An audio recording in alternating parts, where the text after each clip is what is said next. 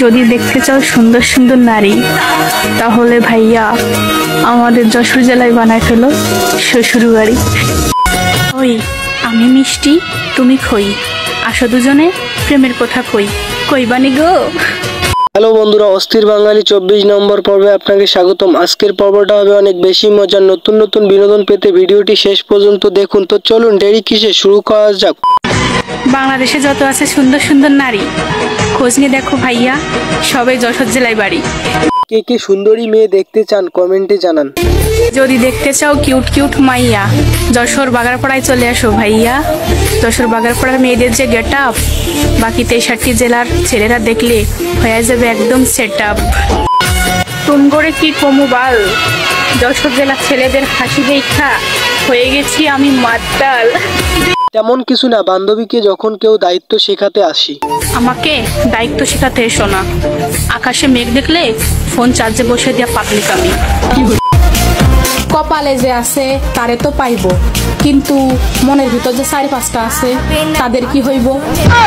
এরকম বন্ধু কার কার আছে কমেন্টে জানান। শালার জীবনে এতই দুঃখ পাইছি যে এখন যদি জীবনে থেকে কেউ চলেও যায়, কোনো দুঃখ লাগে না, কোনো কষ্টও লাগে না।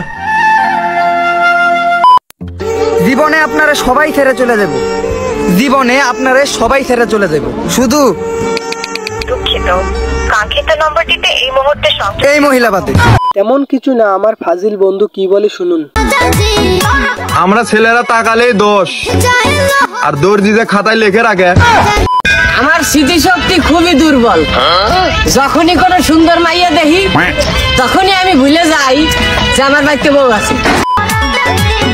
কে গো মেয়ে, তোমাকে যদি আমি ফুচকা খাওয়াই তাহলে কি প্রেম করবা? আমার বান্ধবী যেভাবে প্রপোজ করে আর কি।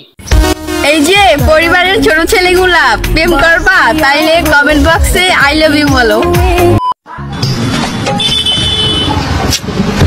ভিডিওটির এই পর্যায়ে বলতে চাই, যারা এখনো আমাদের চ্যানেলটি সাবস্ক্রাইব করেননি তাড়াতাড়ি সাবস্ক্রাইব করুন। আরে বাতি যে এগুলা কি দিয়ে তোমরা নাস্তা করতেছো?